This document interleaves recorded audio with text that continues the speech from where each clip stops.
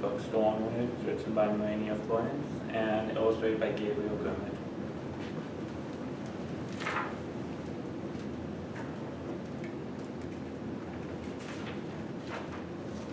She came home from school today, skipping and dancing, humming a song under her breath, clutching a dream catcher she made from odds and ends, bits of strings, plastic beads, and brightly colored feathers.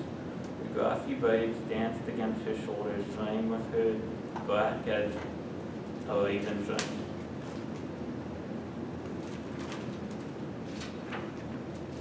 Grandpa, she asked, clutching his hand, spinning under his arm before dropping it again. How do you say grandfather in Cree? He stopped breathing for a moment, a lifetime to a 7-year-old.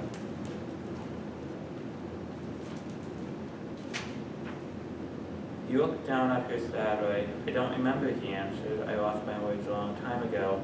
A frown clouded her face. How do you lose words, Grandpa? She asked. They took them away, he answered. She thought for a moment. Where did they take them? She asked.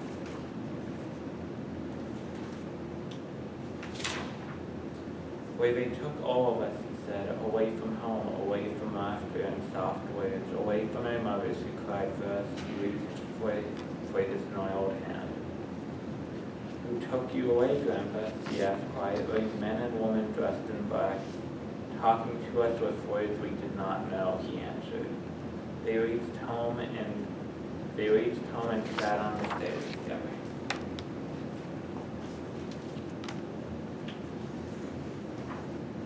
Where did they take you, Grandpa? She asked. Away to a school that was cold and lonely, where angry white faces raised their voices and their hands. When we used our words, he answered, they took our words and locked them away, punished us until we forgot them, until we sounded like them.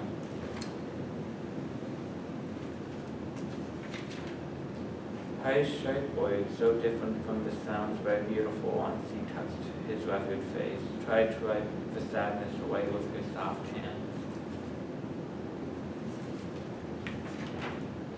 She looked down at her lap and handed him the dream catcher that she made for her.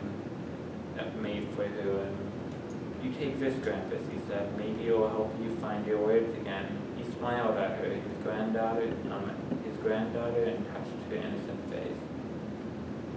A face that had never known hard words or raised hands. He smiled and kissed her head.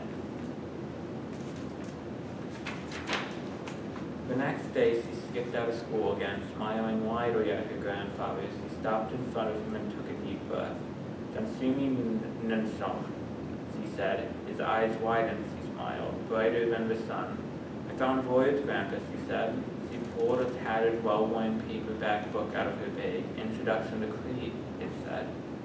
My teacher helped me find it. This was for you at the library. He reached for it, his hand shaking. Opened it.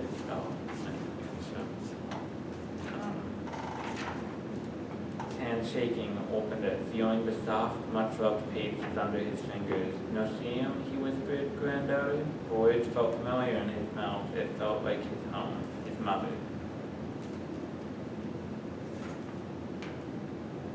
He turned the pages of books carefully. Masikian. Book. He turned another page, word after word. Pick his secular language, his words, pages and pages of them. He looked at his granddaughter. Thank you, Taniki, he said. Will you read to me? Will you read to me, she asked, taking his hands in hers and leading him home. Will you teach me your words? His heart danced as he nodded, holding the book against